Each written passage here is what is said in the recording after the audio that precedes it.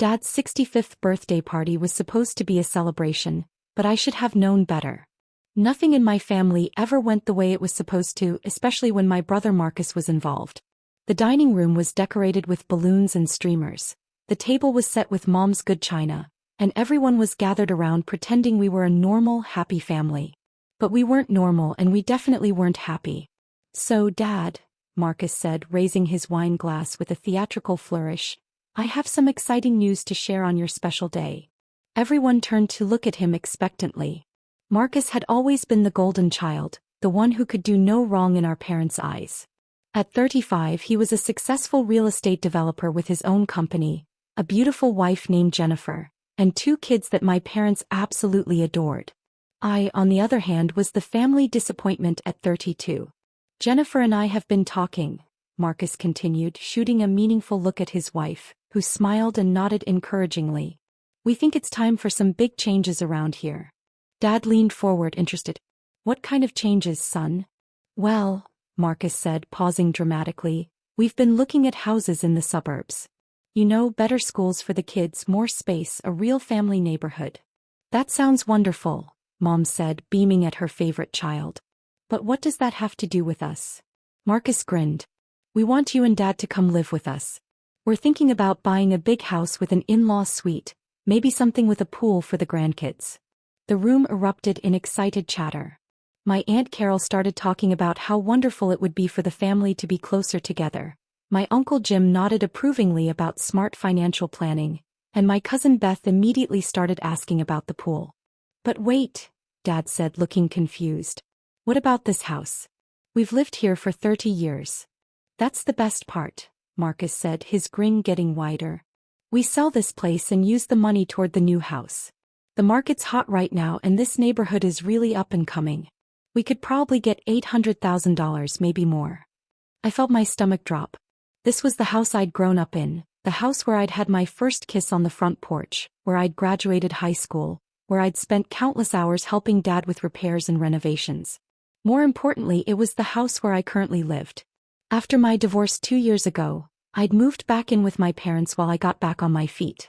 It was supposed to be temporary, just until I could save up enough money for a place of my own. But with the cost of living in the city and Dad's recent health issues, I'd ended up staying to help take care of him. "That's a wonderful idea," Dad said slowly, "but what about Alex? This is her home too." All eyes turned to me. I could feel the weight of their stares, the expectation that I would just go along with whatever Marcus had planned. But Marcus wasn't done yet. "Pack your bags, loser," he announced with a cruel smile. "This house is going up for sale." The room went silent for a moment, and then everyone started cheering and raising their glasses like Marcus had just announced he'd won the lottery. "To new beginnings," Jennifer called out. "To family," Aunt Carol added. "To getting a fresh start," Uncle Jim chimed in. I sat there in shock, watching my family celebrate my homelessness like it was the best news they'd heard all year. Not one person asked where I was supposed to go or if I had the money for a security deposit, or if maybe they should have discussed this with me before making the announcement at Dad's birthday party. "Now Alex can finally learn to stand on her own 2 feet, Mom said approvingly. "It's about time she stopped depending on us for everything." "Exactly," Marcus agreed. "She's 32 years old. Most people her age have their own houses, their own families, their own lives. It's embarrassing having her live here like some kind of teenager." The words stung, but what hurt more was watching my parents nod in agreement. Dad, who I'd been taking care of since his heart attack 6 months ago, just sat there and let Marcus talk about me like I was some kind of burden. "I think this will be good for everyone," Jennifer added with fake sympathy. "Alex needs to learn independence and you two need your freedom back." "When were you thinking of putting the house on the market?" Aunt Carol asked excitedly. "As soon as possible," Marcus replied. "I already talked to a realtor friend of mine. She said we could have it listed by the end of the week if we move fast." "The end of the week?" I finally found my voice. "You're giving me less than a week to find a new place to live?" Marcus shrugged. "That's plenty of time. There are lots of apartments available if you're not picky. And it's not like you have a lot of stuff to move," Mom added helpfully. "Most of what's in your room is just old junk anyway." I looked around the table at these people who were supposed to be my family, who were supposed to care about me, and all I saw were strangers celebrating my misfortune. Even my cousins who I'd grown up with were nodding along like this was perfectly reasonable. "I need some air," I said, standing up from the table. "Don't be dramatic," Marcus called after me. "This is good news. You should be thanking us for forcing you to finally grow up." I walked outside onto the front porch, the same porch where I'd spent countless summer evenings with Dad, where we talked about life and dreams and all the things I wanted to accomplish. The irony wasn't lost on me that I was being kicked out of the house I'd been helping to maintain and improve for the past 2 years. While my family continued their celebration inside, I pulled out my phone and scrolled through my contacts until I found the name I was looking for. James Morrison, senior partner at Morrison & Associates Real Estate Law. James had been my divorce attorney and we'd stayed in touch afterward. He was a sharp, no-nonsense lawyer who specialized in real estate transactions, property disputes and family law. More importantly, he was someone who actually listened to me and treated me with respect. I dialed his number hoping he'd answer even though it was a Saturday evening. "Alex." James answered on the second ring. "Is everything okay?" "James, I need your help with something urgent," I said, keeping my voice low so the family inside couldn't hear me. "Can you pull up the property records for 1247 Maple Street? That's my parents' house." "Sure, give me a second," James said. I could hear him typing on his computer. "Okay, what am I looking for?" "I need to know who currently owns the property," I said. "And I need to know if there are any liens, mortgages, or other encumbrances on the title." "Interesting question," James said, his voice taking on the professional tone he used when he sensed there was more to a story. "According to the records, the property is owned by Clearwater Holdings LLC. There's a significant mortgage on the property and— Wait, this is unusual." "What's unusual?" I asked, though I was pretty sure I already knew what he was going to say. "There are some recent filings here. It looks like the original owners, Robert and Margaret Hamilton, defaulted on their mortgage payments about 18 months ago. The property went through foreclosure proceedings and Clearwater Holdings purchased it at auction." "So my parents don't actually own the house anymore?" I asked, even though I already knew the answer. "Not according to these records," James confirmed. "Clearwater Holdings has owned the property for about 14 months. But Alex, how did you know to ask about this?" I took a deep breath. "Because I'm Clearwater Holdings." The silence on the other end of the line lasted for several seconds. "You bought your parents' house?" James asked finally. "When Dad had his heart attack, I found out they were behind on mortgage payments," I explained. "Way behind. They were about to lose the house, but they were too proud to tell anyone. So I used my divorce settlement to buy the property at foreclosure auction, then let them continue living here without telling them." "Alex, that's incredibly generous," James said. "But why didn't you tell them?" "Because I knew they'd be humiliated," I said. "Dad's always been proud of being a homeowner, of providing for his family. I thought maybe I could help them get back on their feet financially, and then eventually transfer the property back to them when they were in a better position." "But now your brother wants to sell the house," James said, understanding the situation immediately. "He thinks he can just kick me out and sell a house he doesn't own," I said. "And my parents are going along with it because they don't know the truth." "What do you want me to do?" James asked. "I want you to prepare the paperwork showing that I own the property," I said. "And I want you to send a cease and desist letter to any realtor who tries to list it without my permission." "Consider it done," James said. "I'll have everything ready within the hour." "But Alex, you're going to have to tell them the truth eventually." "I know," I said. "I think tonight's as good a time as any." When I hung up the phone, I could hear the party continuing inside. Marcus was holding court, probably making more plans about the house sale and how they were going to spend the money. I sat on the porch steps for a few minutes, trying to prepare myself for what was about to happen. My phone buzzed with a text from James. "Documents ready. Sent cease and desist to 3 local realtors just in case. You own that house free and clear. Good luck." I walked back inside to find the family still gathered around the dining table, now discussing renovation plans for Marcus's dream house. "We could put in a wine cellar," Jennifer was saying excitedly. "And a home theater," Uncle Jim added.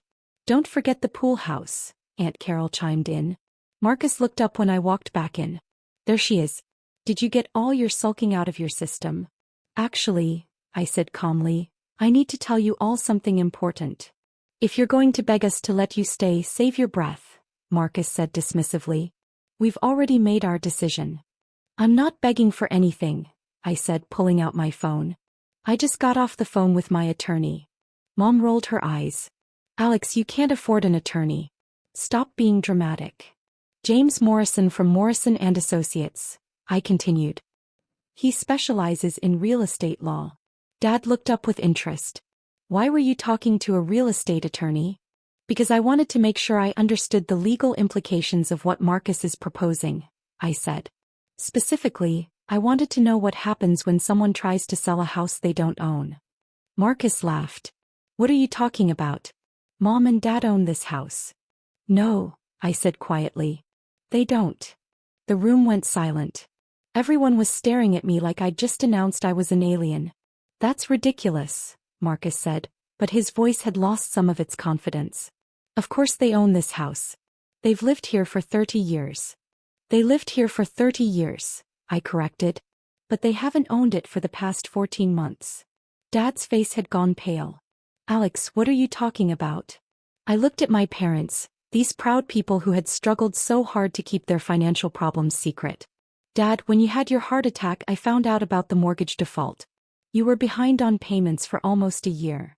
That's impossible, Mom said, but her voice was shaking. You were 3 months away from foreclosure, I continued gently. The bank had already started proceedings. You were going to lose the house. But we worked it out, Dad said desperately. The bank agreed to a payment plan. No, Dad, I said softly. The house went to foreclosure auction. It was sold to pay off the mortgage debt. Marcus was looking back and forth between me and our parents, his confident smirk finally starting to fade. If the house was sold, then who owns it now? I took a deep breath. I do. The silence that followed was deafening. Everyone in the room was staring at me like I'd just confessed to murder. That's impossible, Marcus said finally. You don't have that kind of money. My divorce settlement, I explained. When Tom and I split up, I got half of everything. The house, the investments, the business. It came to about $900,000. Jennifer's mouth fell open. You had $900,000 and you've been living here like you're broke? I used most of it to buy this house and pay off the remaining mortgage debt, I said. I wanted to make sure Mom and Dad had a place to live. But why didn't you tell us? Mom asked, tears starting to form in her eyes. Because I knew you'd be embarrassed, I said. And I hoped that maybe Dad's health would improve, that you'd be able to get back on your feet financially, and I could eventually transfer the property back to you. Marcus was shaking his head in disbelief. So when I said we were going to sell the house, you were talking about selling my house, I finished. Without my permission. But you let us think we still owned it, Dad said, his voice breaking. I didn't want you to feel like you'd lost everything, I said. I thought I was helping. The room erupted in chaos. Everyone started talking at once, voices raised in confusion, anger, and disbelief. This is insane. Marcus shouted. You can't just buy someone's house without telling them. She saved our home. Mom was crying now. We would have been homeless. But she lied to us for over a year. Aunt Carol added. She was trying to help. Uncle Jim argued. Through all the shouting, Dad just sat there staring at me. Finally, he raised his hand for quiet. Alex, he said slowly, are you telling me that when we were about to lose our home, you used your divorce settlement to save it? Yes, I said simply. And you've been letting us live here for free for over a year? Yes. And you never said anything because you didn't want us to feel bad about losing the house? Yes. Dad was quiet for a long moment. Then he started laughing. Not a happy laugh, but the kind of bitter laugh you make when you realize how wrong you've been about everything. We've been treating you like a burden, he said. Like some kind of freeloader who couldn't take care of herself. Robert, Mom said softly, we didn't know. We should have known, Dad interrupted. We should have paid attention. We should have asked questions instead of just assuming the worst. Marcus was still trying to process what had happened. So you're saying I can't sell the house? It's not your house to sell, I said. It's my house. And I decide what happens to it. But what about our plans? Jennifer asked desperately. The new house, the in-law suite, the pool? You'll have to make other arrangements, I said calmly. This is ridiculous. Marcus exploded. You can't just sabotage our family plans because you're jealous. I'm not sabotaging anything, I said. I'm protecting my investment. If you want to buy a bigger house, you'll have to do it with your own money. But we were counting on the sale of this house. Jennifer protested. You were counting on money that wasn't yours, I pointed out. The argument continued for another 20 minutes, with Marcus and Jennifer becoming increasingly desperate as they realized their dream house plan was falling apart. Finally, Marcus played his last card. Fine, he said angrily. If that's how you want to be, then we'll just cut you out of the family completely. Mom, Dad, you need to choose. Either she goes or we do. The room went quiet again. Mom and Dad looked at each other, then at Marcus, then at me. You want us to choose? Dad asked slowly. Yes, Marcus said confidently. Choose between your successful son who's trying to provide for this family, or your failure daughter who's been lying to you for over a year. Dad stood up slowly, his face serious. For a moment I thought he was going to side with Marcus. After all, Marcus had always been the favorite, the golden child, the one who could do no wrong. Instead, Dad walked over to me and put his hand on my shoulder. I choose the daughter who saved our home when we were too proud to ask for help, he said firmly. I choose the daughter who spent her divorce settlement making sure we had a place to live. I choose the daughter who's been taking care of me since my heart attack, even though we've been treating her like she was the one who needed taking care of. Mom stood up and walked over to us. I choose the daughter who put our family's needs before her own financial security, she said, tears streaming down her face. I choose the daughter who's been living here not because she needed our help, but because she was helping us. Marcus stared at them in shock. You're choosing her over me? We're choosing the person who's actually been taking care of this family, Dad said. While you've been making plans to profit from what you thought was our house, she's been making sure we still had a house to live in. This is unbelievable, Marcus said, grabbing Jennifer's hand. Come on, we're leaving. Marcus, wait, Mom called after him. No, he said, turning back to face us. If this is how you want it, then fine. Don't expect any help from us when you need it. And don't expect to see your grandchildren anymore. With that, he stormed out, Jennifer following behind him. Aunt Carol and Uncle Jim looked around awkwardly before making their excuses and leaving as well. Cousin Beth just shrugged and said she'd see us later. Within 10 minutes, the house was empty except for Mom, Dad, and me. We sat in the living room in silence for a while, processing everything that had happened. I'm sorry, I said finally. I should have told you the truth from the beginning. No, Dad said firmly. We're the ones who should be apologizing. We let Marcus convince us that you were the problem when you were actually the solution. I can't believe we were so blind, Mom added. All this time you've been taking care of us and we've been treating you like you were a failure. You're not failures, I said. You hit a rough patch. Dad got sick, medical bills piled up, things got difficult. That happens to a lot of families. But instead of asking for help, we let our pride almost cost us everything, Dad said. If you hadn't stepped in, we would have been homeless, Mom finished quietly. So what happens now? Dad asked. This is your house. Do you want us to move out? I looked around the living room at the family photos on the mantel, at the furniture I'd grown up with, at the home that had shaped who I was. This is our family home, I said. I bought it to keep it in the family and that's where I want it to stay. You're not going anywhere. But Marcus. Mom started. Marcus made his choice, I said. He chose money and status over family. That's his decision to live with. What if he comes back? Dad asked. What if he apologizes? Then we'll talk, I said. But he's going to have to accept that this house isn't for sale and that I'm not going anywhere. If he wants to be part of this family, he needs to start treating all of us with respect. A few weeks later, I got a call from Marcus. His voice was different, smaller, less confident than usual. Alex, he said, I've been thinking about what happened at Dad's party. And? I asked. I was wrong, he admitted. I didn't know what you'd done for Mom and Dad. I didn't know you'd saved their house. You also didn't bother to ask, I pointed out. I know, he said quietly. I was so focused on my own plans that I didn't think about what anyone else needed. Your plans involved selling a house that wasn't yours and making your sister homeless, I said. without even discussing it with her first. I know, he repeated. I was horrible. Jennifer and I have been talking and we realize we were completely out of line. So what's changed? I asked. We found another house, he said.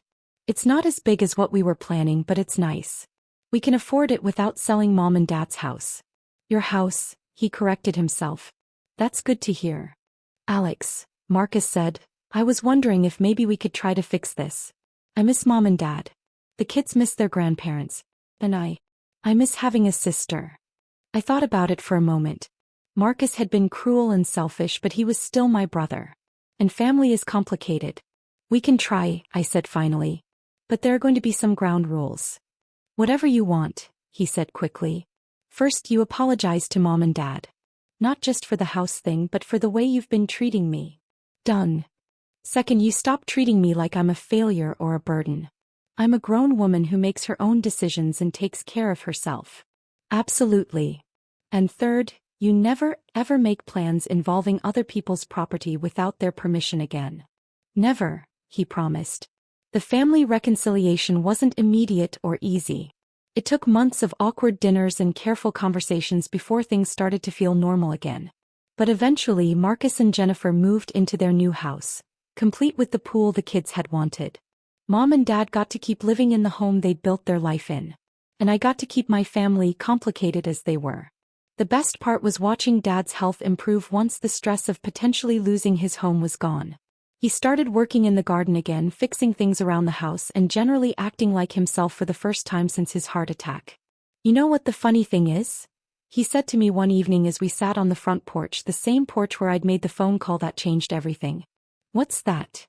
I asked. Marcus spent all that time calling you a loser and a failure, Dad said. But you're the one who turned out to be the most successful of all of us. How do you figure? Success isn't just about making money or having a fancy job, Dad said. It's about being there for the people you love when they need you most. It's about making sacrifices for your family without expecting anything in return. It's about doing the right thing even when no one knows you're doing it. He was quiet for a moment, then added, by that measure, you're the most successful person I know. As I sat there on the porch of the house I'd saved, surrounded by the family I'd protected, I realized Dad was right. Success wasn't about the size of your house or the amount of money in your bank account. It was about the choices you made when things got difficult, the way you treated the people you loved, and the legacy you left behind. Marcus had learned that lesson too eventually. And in the end, that made all the difference.